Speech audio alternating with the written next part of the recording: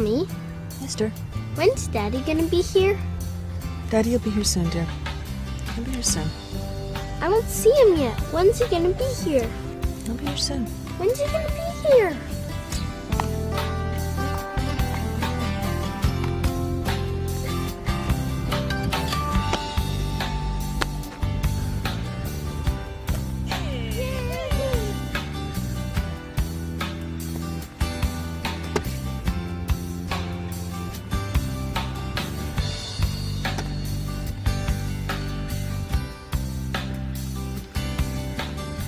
I haven't seen him yet, Mommy. Well, dear, I'm really angry with your dad. He said he'd be here by 3 o'clock to pick you up, and once again, he's showing us that he really doesn't care about your feelings. He's acting as though he just doesn't love you. Look, you know how much I'm looking forward to seeing Michael today. All right then, Jerry. Meet us at 3 p.m. at Brent Kyobin Field. And this time, don't be late. Brent Kyobin Field, 3 p.m.? Don't worry, I'll be there. Bye-bye.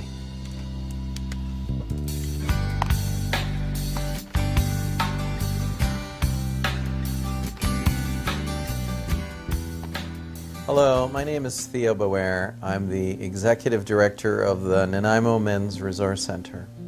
The scene that you just witnessed is an example of a behavior called parental alienation. Parental alienation occurs when one parent, knowingly or unknowingly, turns their children against the other parent. And I'm Carmen Barkley, child care consultant and owner of a go-between service providing supervised access. Parental alienation is generally in response to separation or divorce. What happens is a child will align themselves with one parent and become preoccupied with unjust or exaggerated denigration of the other parent. Theo and I decided to make this video so that we could raise public awareness and educate people about parental alienation. But we would like to be clear from the outset that parental alienation is not officially recognized as a syndrome by either the Canadian Psychological Association or the American Psychological Association. However, these bodies do recognize parental alienation as a behavior which occurs in a variety of circumstances, particularly in the process of separation and divorce. In North America today, with the divorce rate being what it is, approximately 1 out of 2 marriages ending in divorce, this causes an extreme amount of stress within families. And typically, children do better when they stay connected to both parents. But for a variety of reasons, including unresolved feelings and legal positioning, parents do put their children in the middle by engaging in parental alienation. Both mothers and fathers can be guilty of participating in parental alienation. Studies have shown that this type of behavior causes difficulties for children.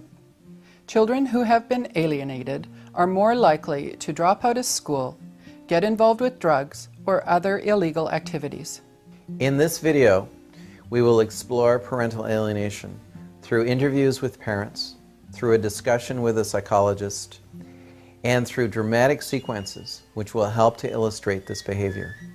We will also show how parental alienation can be recognized, how outside influences play a role, and what we can do to help prevent it.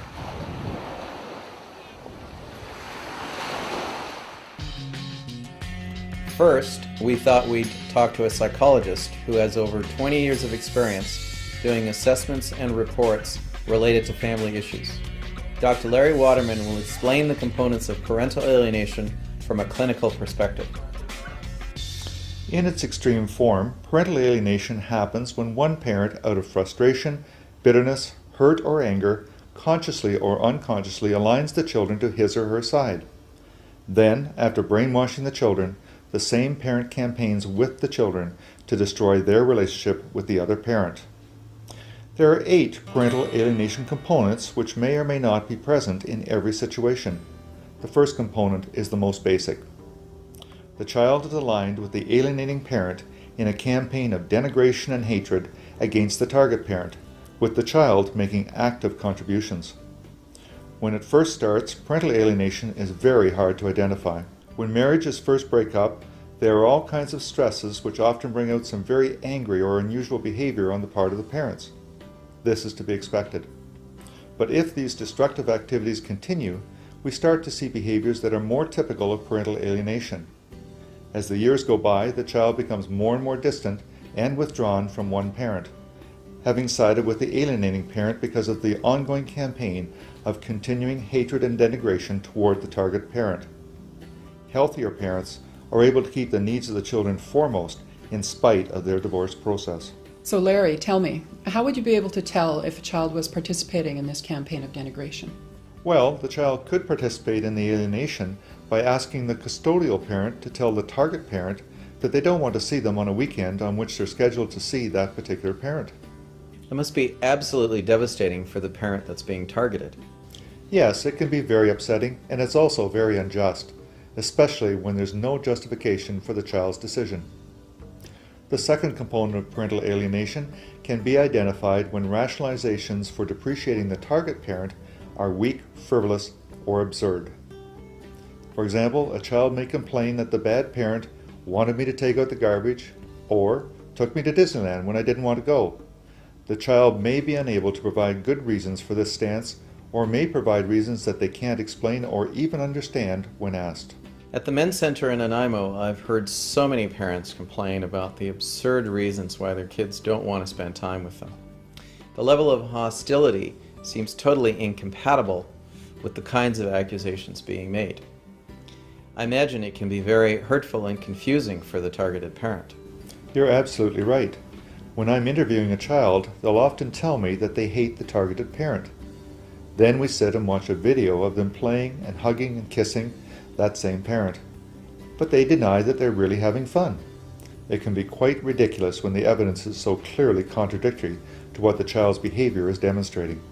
The third component of parental alienation can be recognized when animosity from both the alienating parent and the child toward the targeted parent lacks the ambivalence that is normal in human relationships.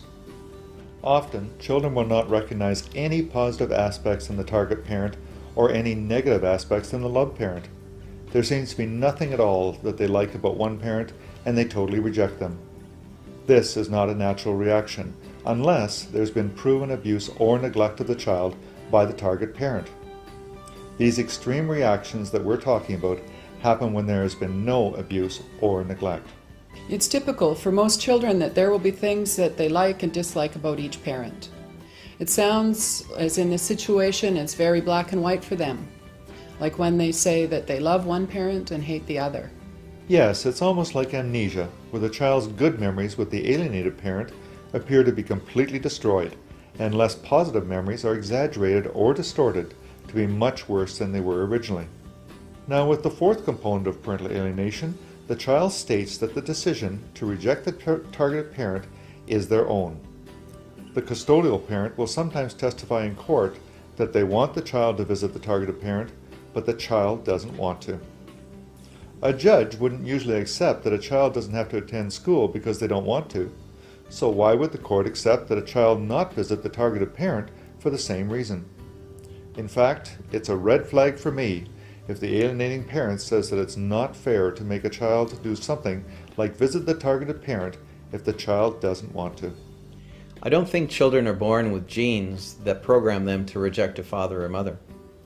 Larry, would you agree that the child is being so strongly influenced by the alienating parent in these situations that they don't want to visit them because they're afraid of going against that parent's wishes? Yes, that can certainly be the case. Let's face it, children are smart. They learn very quickly who has the power over their lives and who can inflict pain and suffering if they don't meet the expectations of the alienating parent. As we are seeing, such situations can get very complex. When the fifth component is present, there's almost an automatic reflexive support by the child for the parent with whom they have sided. For example, when I ask a child why they hate the targeted parent or why they don't want to visit them, they will often say that they don't know. It must be very confusing to kids who are caught in the middle. After all, these kids are just trying to please an alienating parent who says they are there to protect them. You're right, it is. Remember, the child is aligned with the alienating parent, who is usually the custodial parent. For obvious reasons, that parent has the most power over the children. Sometimes the best thing to do is conduct a full custody assessment to really find out what's going on. Families are very complex structures, and it takes a lot of investigation to really understand what's happening in these situations. The sixth component is when the child expresses a guiltless disregard for the feelings of the alienated parent. One parent is seen as being perfect and can do no wrong, but the other can do no right. The child doesn't seem to care if the targeted parent's feelings are hurt.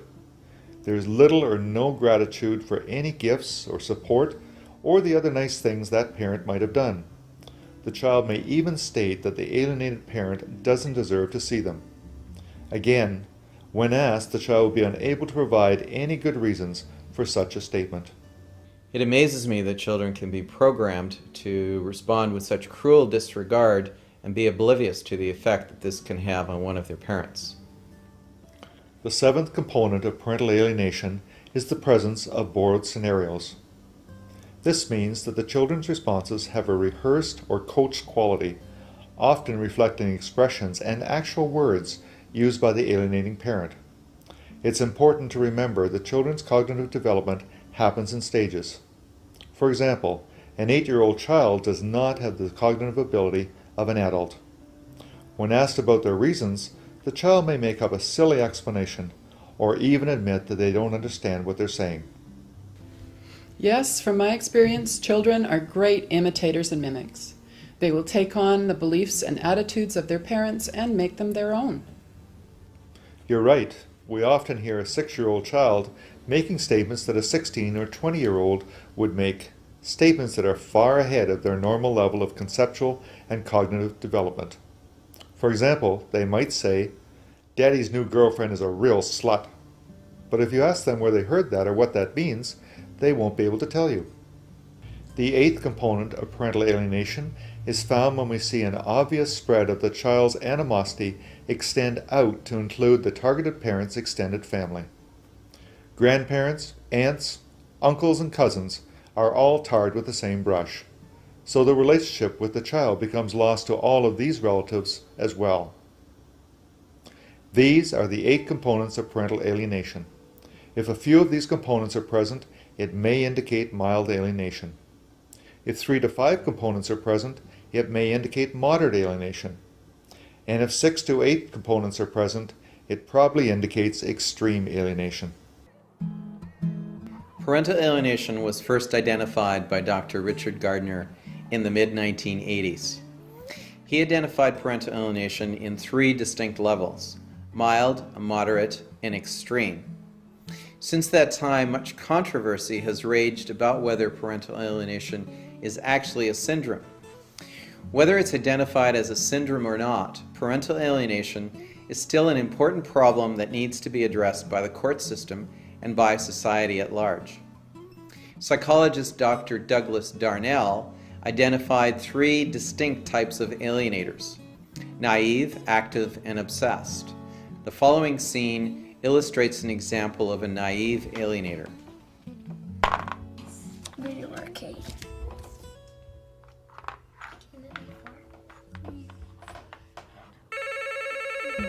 Don't answer the phone. Please leave a message. Hi, Jory. Hi, Tom. This is Mom. I just wanted to talk to you for a minute.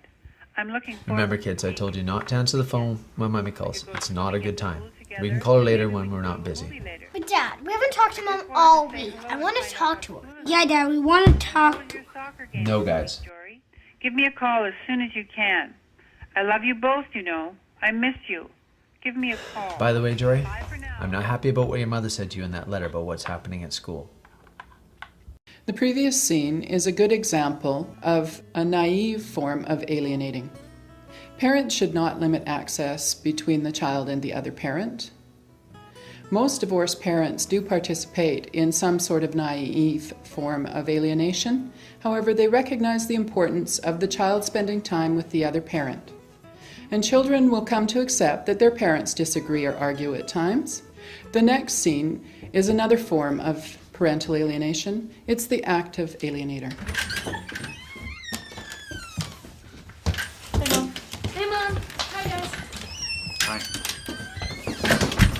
Thanks for the weekend. It's been a lot of fun, and we'll see you guys again soon.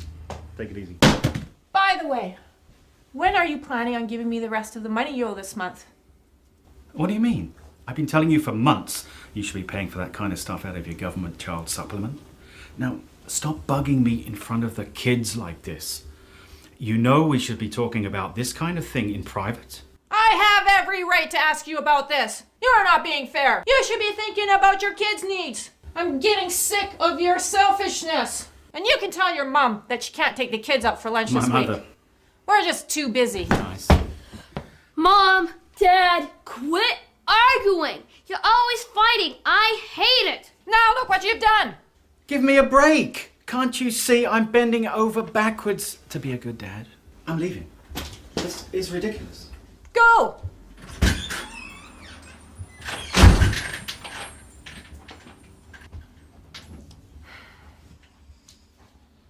That's just what I've been telling you about your dad. He just can't control his anger. I'm really getting sick of his outbursts.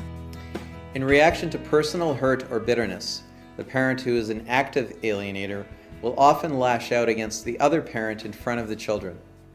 After calming down, they may realize that they were wrong and try to repair the damage. Nevertheless, these parents continue to be passively rigid and uncooperative with the other parent. In the next scene, we look at a more extreme example of parental alienation, the obsessed alienator. Mom, how come you're always mad at Dad all the time? I'm just so tired of your dad's annoying new girlfriend. I'm sure she's trying to turn your dad against all of us. I bet she's taking all of Dad's money. And your dad's trying to control our lives all the time. I know what's best for me and my kids. I just wish he'd moved to Timbuktu. Then we wouldn't have to put up with all of his power tripping. The horrible things that your dad does to you and me all the time to make our lives miserable just keeps me thinking that he never did love me, and he never really loved his kids. Sometimes I wonder if he even really wanted to have kids. Mom, do we have to visit Dad this Christmas? I really don't want to. The obsessed alienator is a parent with a cause, to align the child to his or her side and campaign against the targeted parent to destroy whatever relationship may be left. Many children are now growing up without their dads. Most alienated parents are fathers, due to the courts awarding custody to mothers about 9-1. Unfortunately, because of parental alienation and other factors, we are creating a fatherless society, and the repercussions of this are just starting to impact our communities. Studies have shown that there are many negative consequences to lone parenting. The majority of lone parents are moms, and a high percentage of these moms are poor and suffer from a variety of health issues, such as more stress and higher substance abuse. The children tend to have more problems too, in the area of health, more challenges in school, and more issues around social adjustment. And of course, fathers suffer too. They experience more stress and health issues, have more problems with drugs and alcohol, depression, and suicide. Their teenage and young adult children tend to leave school early, engage in risky sexual activity and drug use, experience more unemployment, and participate in more criminal activity. And these children tend to have higher divorce rates, following in the footsteps of their parents. Alienated parents can tell us much through their own personal stories and challenges. Our first father tells us of his worries. Well, I guess for myself, as we talked earlier, I reached out and I've established a support system myself, and it's incredible how I've come a long ways. I was able to let go of a lot of anger, even a lot of resentment, because that's where you tend to want to go as a human being. Mm-hmm. But because of my established support system, I feel I was able to let most of that go. But for our daughters, I have to be honest, I worry. I truly worry about them. So I have to be honest, I don't know what are the consequences, but I know there will be, because people react differently. Some people turn to drugs, some turn to sex, some turn to whatever other self-destructive behavior.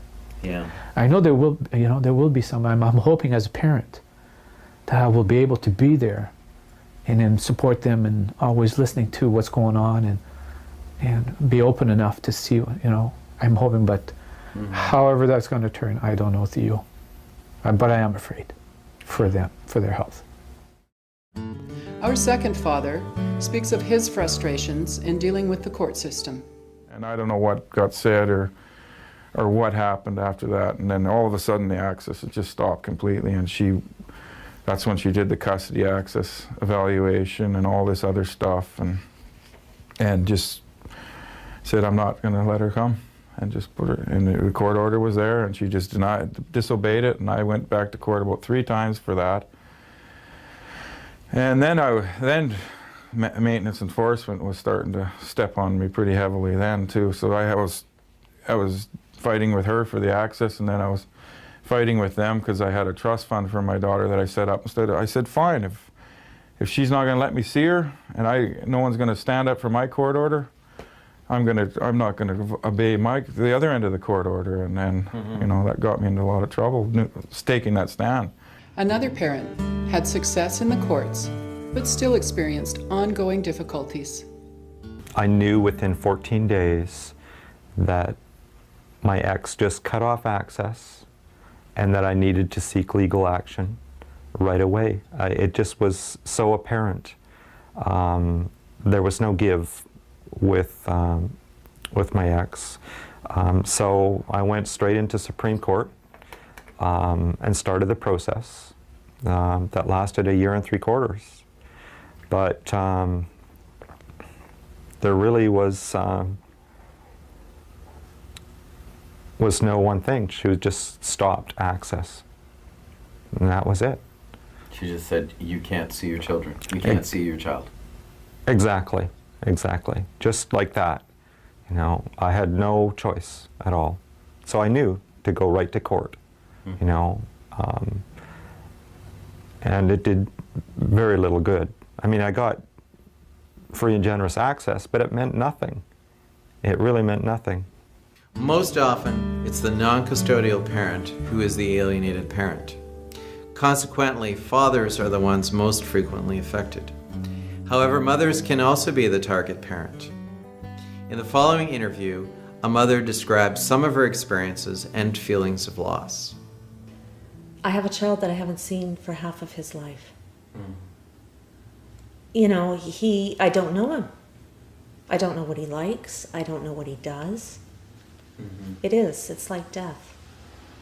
Yeah, but worse. I was just driving myself crazy trying to fix it. Yeah. And I just couldn't accept that it wasn't in my control, and once I did that, at least I was able to have some peace. Yeah, peace, I guess you would call it. And I can at least think that I didn't do anything to harm them. I didn't purposely harm them. And I was going to say it's harder as a woman. I'm sure it's not harder as a woman, but it's less common as a woman. Absolutely. So other mothers tend to be very, I don't often talk about it. I don't talk about it with anybody except for my closest friends and family. Because of that very reason, people don't understand. It's not a situation that's well understood.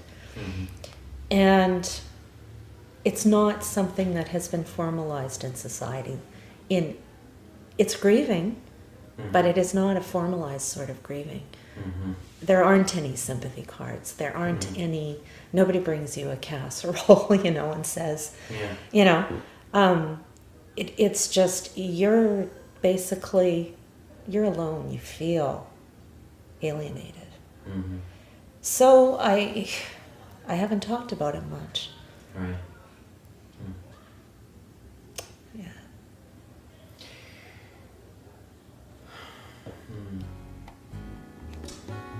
There are many contributing elements to the situation when parental alienation occurs. The court system, counselors, psychologists, teachers, administrators, and of course the extended family and friends. The courts have a mandate to deal with the problem but the courts are based on an adversarial criminal justice system that isn't well suited to family issues. In many ways, the courts actually criminalize parents who are separating and divorcing. The courts are slowly starting to recognize parental alienation. However, consequences, if any, usually come too late for the children. Once the alienation becomes entrenched, it's extremely difficult to create change. Even though the court system can be very expensive and is far from perfect, in an alienating situation, the courts may act as a last resort in resolving the situation. That's if a judge is willing to make the difficult decision to change custody. When alienation becomes entrenched, there are few other options but to remove the children from the alienating parent. It is wonderful when mediation or counseling works, but with moderate to extreme alienation, it's usually too late for either option. Counselors and psychologists are becoming more aware of the components of parental alienation. Teachers and school counselors can be sympathetic and useful, but many of the school boards have policies in place that don't allow them to get involved. Extended family and friends can be helpful too, but they can also be guilty of creating more alienation.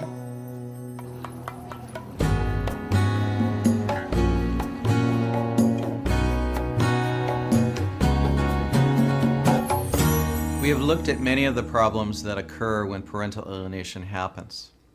What are some of the solutions? Frequently, the only solution is to go back to court and ask for a new court order in favor of the target parent. Ideally, it shouldn't be in the courts at all.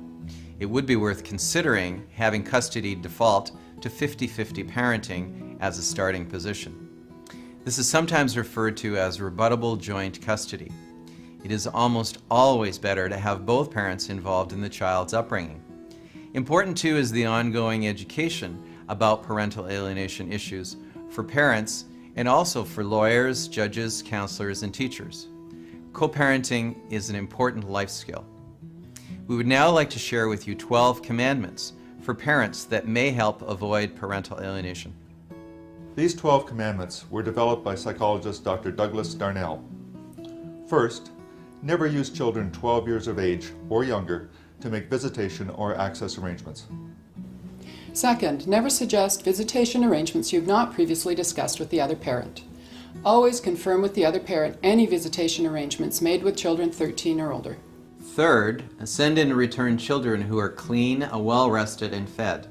Ideally, don't send or return a backpack or a suitcase full of dirty clothes. Fourth, don't use a telephone answering machine to screen calls from the other parent or limit telephone access between that parent and the children, except after the children's bedtime. Don't talk about divorce disputes with your children or allow them to hear you discussing your disputes with the other parent. Sixth, do not send messages or money with your children. Seventh, don't speak badly about the other parent or that parent's relatives, friends, or loved ones. Eighth, do not ask your children for information about the other parent's household, friends, income, or activities. Ninth, do not believe everything you hear your children say about the other parent, their relatives, or friends. 10th, don't second guess the other parent about rewards, discipline, or anything else. It's recommended that you write down agreed upon rewards and disciplinary measures. 11th, give a sympathetic ear to your children and affirm as often as necessary that you are not a referee or a mediator between your children and the other parent. 12th, when exchanging the children, have them ready to go. Be courteous. Don't honk your horn for your children to come out. Walk to the other parent's door. Be on time. Smile and be pleasant. Remember, these 12 commandments always apply unless there's a legal reason not to do so.